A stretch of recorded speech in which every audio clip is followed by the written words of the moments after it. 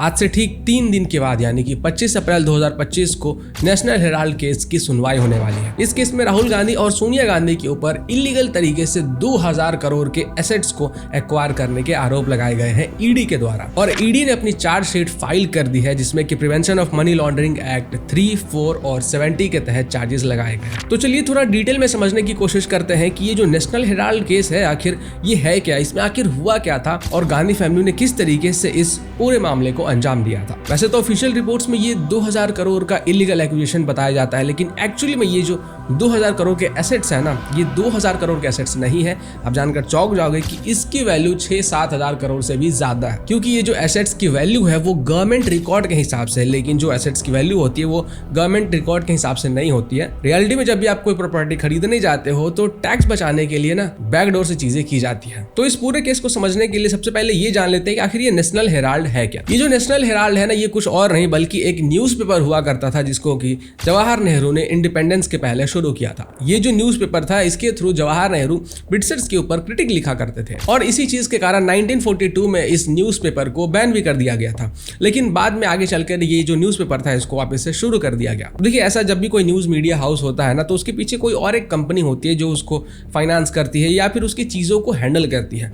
तो इस केस में जो नेशनल हेराल्ड न्यूज़पेपर था इसके पीछे एक कंपनी थी जिसका की नाम था AJL यानी कि एसोसिएट जर्नल्स लिमिटेड। जब हमारा देश आजाद हुआ उसके बाद ये जो नेशनल हेराल्ड न्यूज़पेपर था ये एक तरीके से कांग्रेस का माउथ पीस बन गया, यानी कि कांग्रेस जिस तरीके के न्यूज छापना चाहती है इस नेशनल हेराल्ड के अंदर वही चीजें छापी जाती थी। मतलब इसका पूरा कंट्रोल कांग्रेस पार्टी के पास था। अब होता ही है कि डिजिटल मीडिया आने के कारण और कई और फैक्टर्स के कारण ये जो नेशनल हेराल्ड न्यूज़पेपर होता है वो 2008 में बंद हो जाता है। अब देखिए नेशनल हेराल्ड तो बंद हो गया, लेकिन नेशनल हेराल्ड के पीछे जो कंपनी थी AJL जो कि इस नेशनल हेराल्ड को फाइनेंस वगैरह करती थी, तो उनके पास इस AJL के पास बहुत सारी संपत्ति थी जिसको कि बताया तो 2000 करोड़ आ जाता है, लेकिन एक्चुअल में इसकी जो वैल्यू है वो 6-7 हजार करोड़ के आसपास होगी। आगे चल के ये खुलासा होता है कि ये जो AJL कंपनी है ना, ये नॉन प्रॉफिटेबल कंपनी बनाई गई थी ताकि इसे गवर्नमेंट के तरफ से भी कुछ सपोर्ट मिल सके।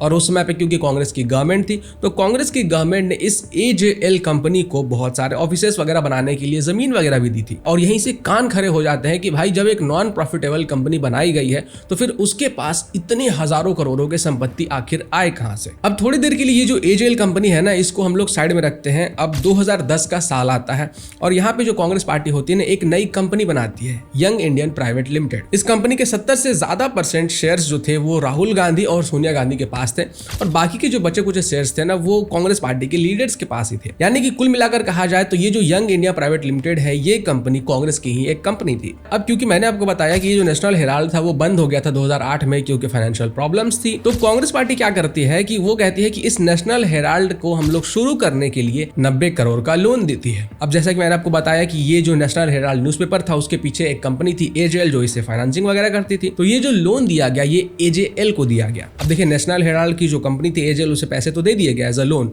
कि वो वापस से उसको शुरू किया जाए, लेकिन वापस से तो वो शुरू हो नहीं पाया, प्रॉफिट वगैरह जनरेट कर नहीं पाया। तो अब ये जो AJL कंपनी थी जिसको कि 90 करोड़ का लोन वापस पे करना था कांग्रेस पार्टी को, तो यहाँ पे AJL कंपनी क्या करती है कि उनके पास जितने भी एसेट्स थे, जो प्रॉपर्टीज थे जिसके की वैल्यू अराउंड 2000 करोड़ ऑफिशियली बताए जाते हैं, लेकिन एक्चुअली में तो उसकी वैल्यू 6-7 हजार करोड़ के आसपास है, तो इन सभी प्रॉपर्टीज को कांग्रेस पार्टी ने जो एक अलग कंपनी बनाई थी यंग इंडियन प्राइवेट लिमिटेड उसको दे देती है। यहाँ पे होना तो ये चाहिए था कि AJL को अपनी प्रॉपर्टीज में से कुछ प्रॉपर्टीज को बेचकर कांग्रेस पार्टी को वापस से 90 करोड़ रुपए पे करने थे, लेकिन उन्होंने अपनी सारी प्रॉपर्टी को ही कांग्रेस की ही company Young India private limited को बेच देती है। आपने अपनी जिंदगी में इससे ज्यादा प्रॉफिटेबल डील शायद ही कहीं देखा होगा कि भाई 50 लाख रुपए देकर तुम 4-5-6-7 हजार करोड़ के आसपास की प्रॉपर्टी ले लो। यहाँ 50 लाख में ढंग की जमीन तक नहीं मिलती है, और ये लोग कैपिटल में और बड़े बड़े शहरों की जो प्रॉपर्टीज थी उसको 50 लाख में इन्होंने दे दिया। इन शॉर्ट कहा जाए तो कांग्रेस पार्टी ने AJL को 90 करोड़ का पहले लोन दिया और फिर कांग्रेस पार्टी ने एक नई कंपनी बनाई इंडिया प्राइवेट लिमिटेड जिसने कि सिर्फ 50 लाख रुपए देकर AJL के सारे प्रॉपर्टी को खरीद लिया।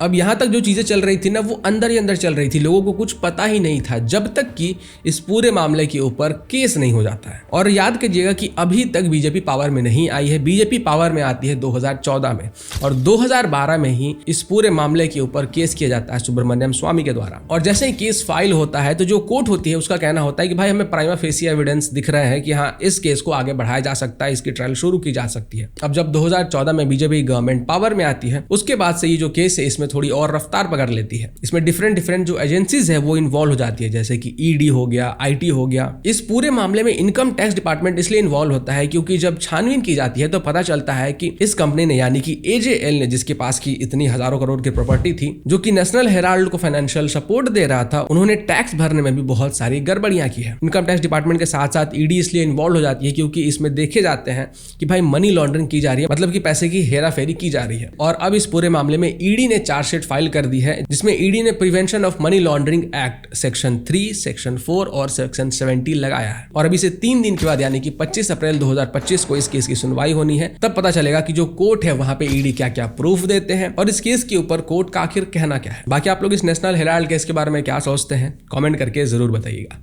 नमस्कार।